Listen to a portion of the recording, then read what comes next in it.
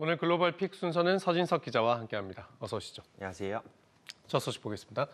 코로나 온라인 수업 파고든 영국 극우 세력이라고 했는데 온라인 수업은 이제 끝이 났는데 그동안 어떤 일이 있었던 겁니까? 네, 영국의 극우 세력들이 백인은 조만간 소수자가 될 거다. 코로나 병상이 비어 있으며 안전성이 확보되지 않은 백신 접종을 피해야 한다는 글을 확산시키고 있습니다. 학생들이 많이 사용하는 디스코드와 유튜브 등 게임과 온라인 커뮤니티에 이 같은 내용을 퍼다 나르면서 인종적 편견도 확대되고 있는 건데요.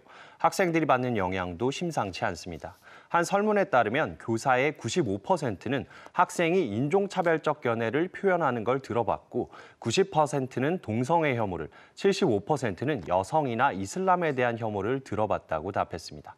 영국과 웨일스 정부도 극우적 사고를 하는 학생이 최근 1년간 310명으로 집계됐고 이런 사례 3건 가운데 1건은 테러 활동 가능성이 높다고 밝혔습니다. 네, 심각하네요. 남의 일 같지가 않은데 이게 온라인에서 일어나는 새로운 현상이다 보니까 학교와 교육당국 대처가 좀 어렵지 않겠습니까?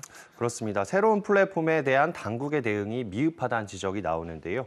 우선 디스코드와 텔레그램 등 새로운 플랫폼은 익명성이 보장돼 주도 세력을 파악하기 어렵고요. 극우 세력들의 언어가 시시각각 변하기 때문에 현장 교사들이 학생들의 차별적인 언어조차 이해하기가 어렵습니다. 또 학생들의 극단적 사고를 예방하는 프리벤트 프로그램이 있긴 하지만 최근 접수된 사례가 직전에 비해 절반까지 떨어졌습니다. 전문가들은 혐오 표현을 차단하기가 사실상 불가능한 만큼 유해한 플랫폼을 차단하는 온라인 규제를 강화해야 한다고 지적했습니다. 네, 규제도 규제지만 이게 교육도 필요할 것 같습니다. 다음 소식 보겠습니다. 그곳을 표현할 유일한 단어, 지옥. 자, 무서운 단어인데 누가 어떤 장소를 지옥이라고 표현했습니까? 네, 지난 2018년 캘리포니아에서 13명의 자녀를 감금하고 학대한 끔찍한 아동학대 사건 피해자들이 최근 대중 앞에 나와 한 말인데요. 십수년간 학대를 당한 조던 터피는 2년 동안 탈출을 계획한 끝에 가까스로 낡은 휴대전화를 하나 찾아 집을 뛰쳐나올 수 있었는데요. 탈출 당시 한 아이는 몇 주간 침대 기둥에 손목과 발목이 묶인 채로 발견되기도 했고요. 또 일부 아이들은 영양실조 외에도 심각한 인지장애를 겪기까지 했습니다. 이 아이들은 종신형을 선고받은 부모로부터 벗어날 수 있었지만 일부는 과거 학대 혐의로 체포된 적이 있는 위탁 가정에 맡겨지기도 했다는데요.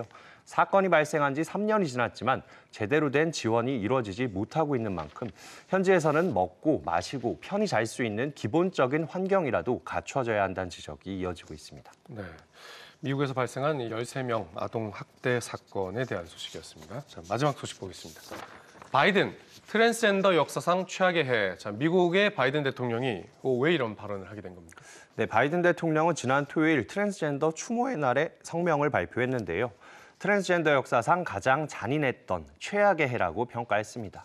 올해에만 최소 45명의 트랜스젠더가 살해됐고 33개 주에서 트랜스젠더들의 권리를 억압하기 위한 법안 100개가 입법됐기 때문인데요.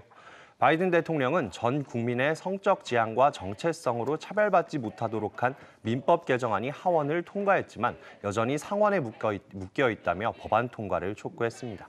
전문가들도 트랜스젠더를 억압하는 법안이 청소년의 자살률과 우울증에 악영향을 미치고 있다며 보편적 인권, 차별받지 않은 권리만큼은 보장해야 한다고 지적했습니다. 네, 바이든 미국 대통령이 트랜스젠더 추모의 날에 남긴 성명 내용이었습니다. 서 기자 오늘 잘 들었습니다.